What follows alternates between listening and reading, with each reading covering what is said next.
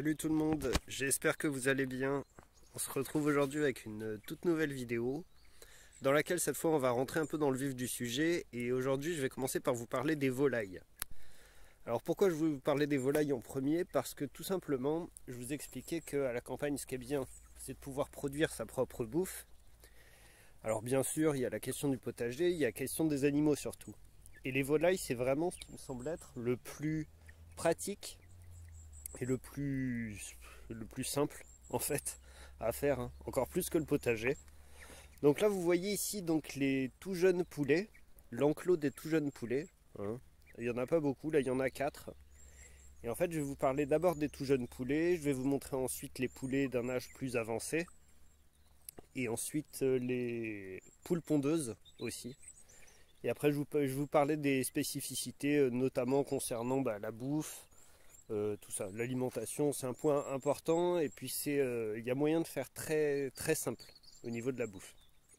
Donc là vous voyez ce sont des poulets qui ont je crois un mois. Alors moi je les ai pris, ils avaient peut-être 2 semaines, je crois 2 semaines, entre 2 et 3 semaines. Là ils ont passé un mois, ils ont déjà bien grandi, ils sont renforcés un petit peu, vous voyez ils sont bien ronds, ils sont bien plumés. Et voilà, là on va les laisser manger tranquille. On y reviendra un petit peu plus tard. Voilà. Alors attendez. On va descendre. On va voir les... Et je vous parlais, bien sûr, après je vais vous parler des prix. Parce que c'est très important. Et que c'est très intéressant en termes de prix, les volailles. Voilà. Là on va aller voir les autres. Les poulets plus avancés. Alors vous voyez, ceux-là. Ça c'est pareil, ce sont des poulets à chair, des coqs, des poules, des poulets à chair, et eux ils ont, on va dire entre 3 et 4 mois. Voir la grise, vous voyez c'est celle qu'on va manger prochainement. Elle a passé elle est sur les 5 mois à peu près, voilà, ici. Alors pourquoi je les sépare? Tout simplement parce que les gros, ici, notamment les gros coqs, attaquent les plus petits. Ils attaquent les plus petits, leur bouffent la peau du cou. Et bon, ils peuvent rester avec des cicatrices assez importantes. La grise, là, elle a été blessée sous l'aile très sérieusement. Elle a mis plusieurs semaines à s'en remettre.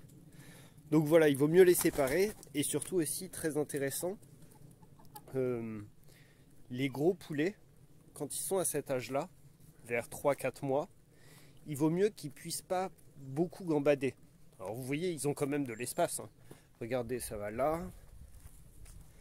Voilà. Et puis là, il y a tout un pan de terre devant aussi, ils peuvent se balader. Mais il vaut mieux qu'ils ne puissent pas trop gambader. Parce qu'en fait, s'ils gambadent trop, s'ils courent trop, leur chair sera moins bonne, tout simplement. Elle sera plus nerveuse, voilà, beaucoup moins tendre. À la différence des petits poulets, que vous voyez là-bas, bon, on va y retourner. On va faire des allers-retours, hein. Voilà, enfin, profitez, hein. Regardez le paysage. Hop, c'est brumeux aujourd'hui. C'est nuageux, mais bon, c'est bien parce que il fait pas trop chaud. C'est quand même agréable. Vous voyez, les petits poulets, ils sont dans leur enclos ici. Mais vous voyez que j'ai laissé la porte ouverte. C'est un peu le bazar, hein. Faites pas attention. Parce qu'après, une fois qu'ils auront mangé ici, ils vont se balader dans le champ par là. Et ils vont se balader dans le bosquet ici. Et ils vont manger un maximum. Ça va les faire grossir rapidement. Voilà. Hop, on va redescendre à nouveau. Et je vais vous parler un petit peu des poules pondeuses. Et après, j'aborderai donc les prix et l'alimentation. Hop. Tac. Là, je viens juste de les sortir. C'est pour ça que vous les voyez tous en train de manger. De toute façon, vous verrez que les poules passent leur temps en cassa, hein. Voilà. Alors ici, il y a le gros coq. Le coq principal, celui qui fait chier des voisins. Ah, j'ai des voisins qui m'emmerdent un peu là avec le coq. Les gens, ils sont à la campagne et ils supportent pas d'entendre un coq chanter, c'est insupportable. Enfin bon, voilà, ça ce sont donc le coq principal et 2 pondeuses. Alors pourquoi on a 2 pondeuses? Tout simplement parce qu'avec ma femme et ma fille, on est 3. Et en fait, c'est pas nécessaire d'avoir beaucoup de pondeuses. Surtout si elles pondent bien. Les nôtres pondent à peu près tous les jours. Alors ça peut être par période. Là, quand il y a des changements, des variations climatiques, elles ont un temps où elles pondent plus. Mais en général, celles-ci, les deux noires là, elles pondent tous les jours. Je crois que j'ai mon chat qui fout le bordel. En principe, elles pondent tous les jours. Donc voilà. Donc vous voyez, ici on a un grand poulailler, c'est bien pratique. Ici pour les poulets à chair, ici pour les poules pondeuses. Ah, mon chat qui arrive. Wendy.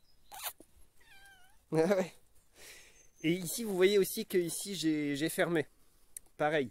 Alors comme je sépare les petits des grands poulets à chair, je sépare les pondeuses des poulets à chair. Parce que pareil, ils peuvent s'attaquer entre eux. Voilà. Donc toujours créer une séparation. Ça évite les bagarres, c'est beaucoup plus simple, quoi. Faut surtout préserver les poulets à chair, quoi. Parce que ça vaut de l'argent. En vérité, ça vaut de l'argent. Donc voilà, concernant les poules pondeuses en tout cas, je vous dis une par personne, voire une pour 2 personnes, ça suffit amplement. Allez pas vous embarquer à prendre 10 poules pondeuses, à part si bien sûr vous voulez faire commerce des œufs. Voilà.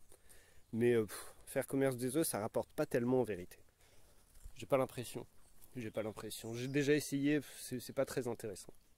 Donc voilà, si vous êtes 3 comme nous, prenez 2 pondeuses, ça suffit amplement. Et toujours un coq par groupe. Toujours un coq par groupe, parce qu'ils surveillent. Ils surveillent, c'est très pratique. Donc, on va parler maintenant des prix. Surtout pour les pondeuses, c'est une chose.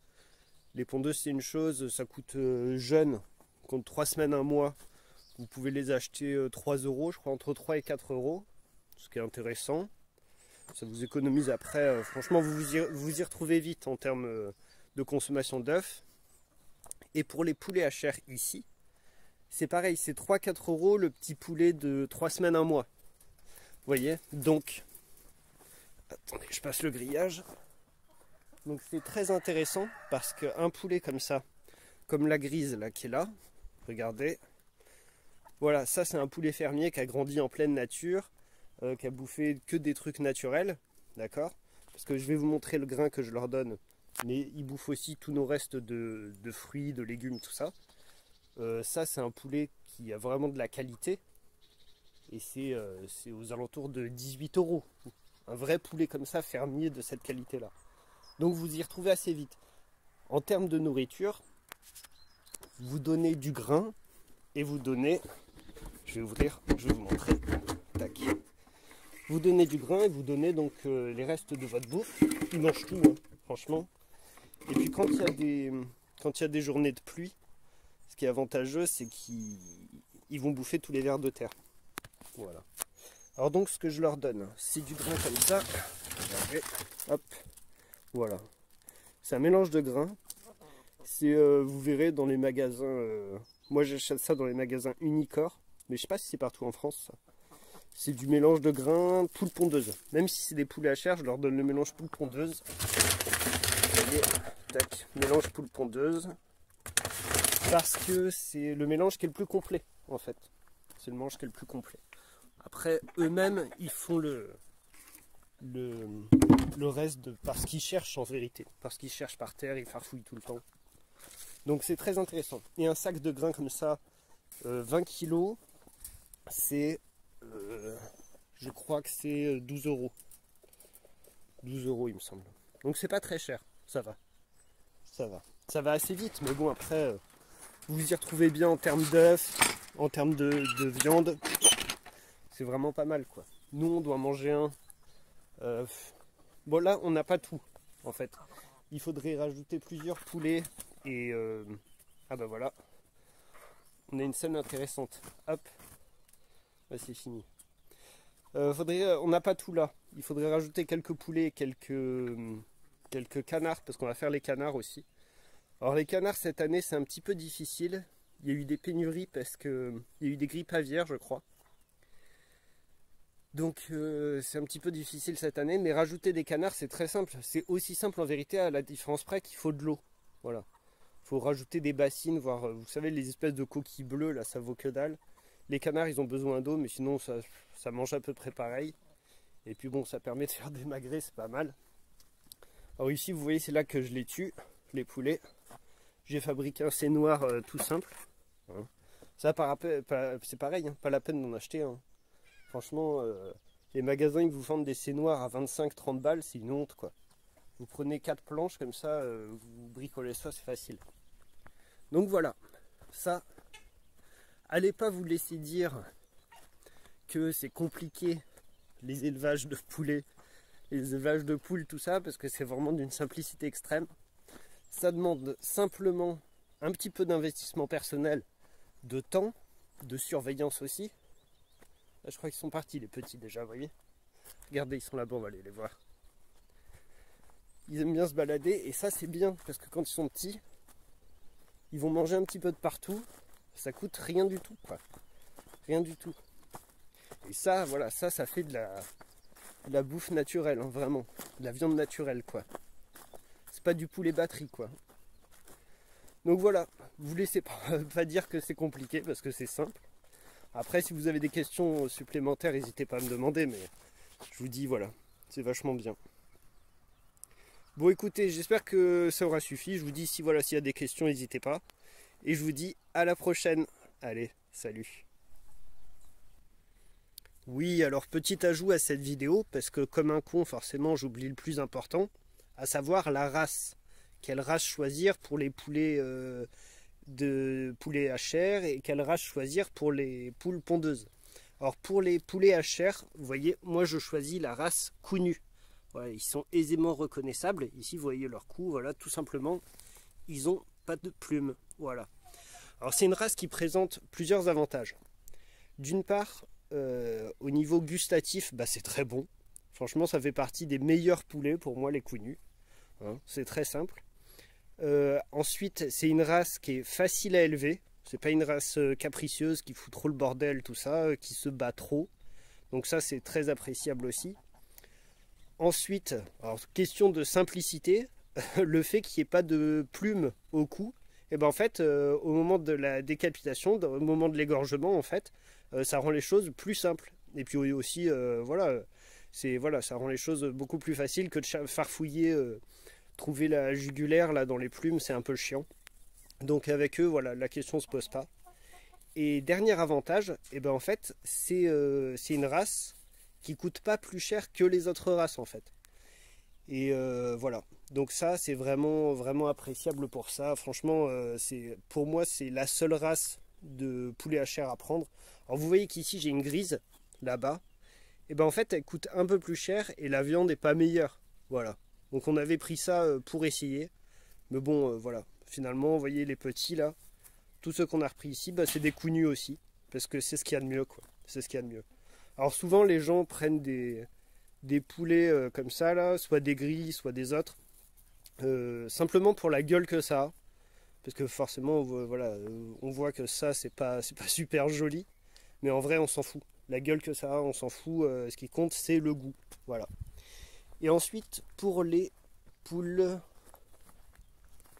pondeuses, alors là, je sais pas, on les voit pas. Mais bon, enfin, elles sont au fond là-bas. Pour les poules pondeuses, c'est très simple aussi. Prenez soit des poules noires, comme vous avez vu tout à l'heure dans la vidéo, ou alors des poules rousses, toutes simples. Les poules rousses, voilà, les poules rousses ou poules noires, c'est vraiment, c'est ce qu'il y a de mieux. C'est ce qu'il y a de mieux, voilà. Mais voilà, poulet Cou-Nu pour les poulets à chair, et poules rousses ou poules noires pour les pondeuses, c'est les meilleures pondeuses. Et ça fait partie des races, pareil, qui sont vraiment pas les plus chères, quoi. Donc double utilité, double simplicité. Voilà. Vous voyez, j'ai commencé la vidéo le matin. Et en fait, c'est le soir que je me rends compte que j'ai oublié ça dans la vidéo. Dommage. Enfin bon, voilà. Au moins c'est dit. Allez, salut, à la prochaine.